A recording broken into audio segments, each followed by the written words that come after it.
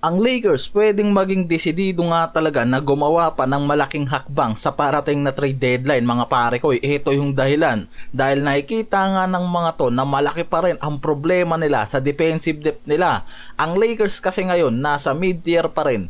Pagdating sa team defensive rating na pumapasok ngayon sa 116.6 per game na sobrang bagsak nga raw ngayong season. Si Vanderbilt lang naman kasi at Marcus Smart ang may mababang defensive ratings dyan. Lower is better, ika nga nila pagdating sa defensive numbers dahil pumapasok yung mga to pagdating sa 115 defensive ratings per game. Madalas kasi na ang Lakers nakikita ngayon na nadodominate sa loob ng court pagdating sa mga elite guards na may magandang transitioning scoring, dribble penetration at open shot sa perimeter.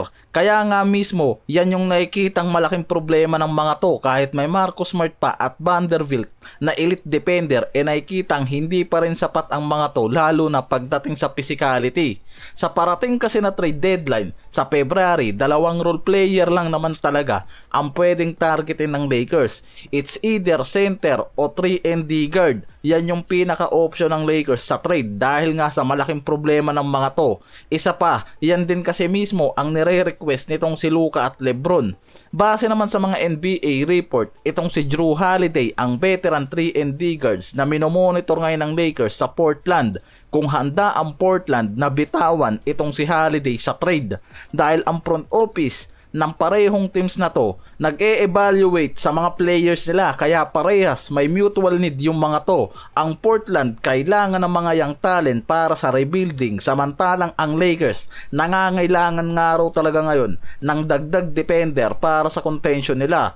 Magkapareho ng evaluation sa player kaya kung magmamatch ang evaluation ng mga to pwede nga raw mangyari ang deal para sa Lakers at dito sa Portland dahil ang Lakers may mga expiring contracts at draft picks pa na pwedeng mabigay sa Portland. May Gabe Vincent, Kleba at Chimura kasama pa si Dalton Knecht sa package. Sa ngayon kasi si Holiday nag-a-average pa rin ng 16 points, 5.5 rebounds, 8.3 assists at 36% sa 3. Kaya maganda pa rin nga raw talaga ang performance yan sa pagiging elite two-way guard. Kaya hindi malabong maging interesado pa rin ang Lakers dyan. Katulad na rin dito na may report na ang Lakers nag-o-offer na nun pala na makuha si Holiday sa Boston kapalit nila Dennis Schroeder at iba pa pero hindi yan natuloy at ngayon pwedeng masubukan ulit ng Lakers yan na makuha at maugnay kay Marcus Smart at Luka Doncic para sa kanilang Western contention.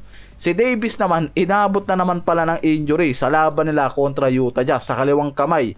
Mula October hanggang ngayon kasi 3 injury na ang nakuha niyan na mismong dahilan kung bakit nakikita na napuputol ang contention ng Dallas dahil lang sa injury ni Davis. May ligament damage ang diagnosis niya ngayon at hindi na lang ngayon basta araw injury katulad ng mga simpleng sprain na nakuha niya last month. Kaya kung kakailanganin nga raw talaga ng surgery yung injury ni Davis, pwedeng abutin ng ilang buwan na mapahinga yan. Pero kung hindi, pwedeng abutin nga raw ng at least 6 weeks lang mawala sa court itong si Davis. Problema lang kasi kay Davis, hindi yan nagpapa-surgery sa mga injury. Kaya ngayon siya binabawian. Ang Mavericks kasi ngayon nag-announce na ng confirmed damage sa kaliwang kamay ni Davis. Kaya naghahanap sila ng medical opinion kung kakailanganin nga raw talaga ng surgery yung injury nito. Kaya ito rin mismo yung malaking epekto sa Dallas Mavericks sa trade deadline plans nila. Dahil may mga inaasahan na nga pala tong interest sa ibang teams. Ang problema, mababawasan naman ang trade value nila dito kay Davis dahil nga sa injury. Ang Mavericks nasa 11 seed kaya ang hirap na nga rin daw makita na makakapasok yung mga to kahit sa play-in. Si Irving parang nagdadalawang isip na rin na bumalik, parang malabo na rin kasi na makapasok yung mga to. At least 8 seed pwede pa, madalas kasi dyan pumapasok yung twice to beat pagpasok ng play-in, kaso parang malayo na rin talaga ang Dallas dyan. Maliban na lang kung maghimala ang rookie nilang si Plug at mag-ala Lebron nga raw. Si Paul Pierce naman mismo ang nagsasuggest sa Dallas na i-trade si Davis para makapag-rebuild agad ng maaga yung mga to. Lalo na kung plano nga raw ng Dallas Mavericks mag-focus sa mga young player nila tulad dito kay Flag. Sinabi pa nito na kung ititrade nila si Davis, magandang araw na ilabas to sa Western Conference. Sa madaling salita, na mas gusto nga raw nito na ilagay to sa Eastern, baka dito kasi maputol yung sumpa na at makapag-dominate pa ng ilang years.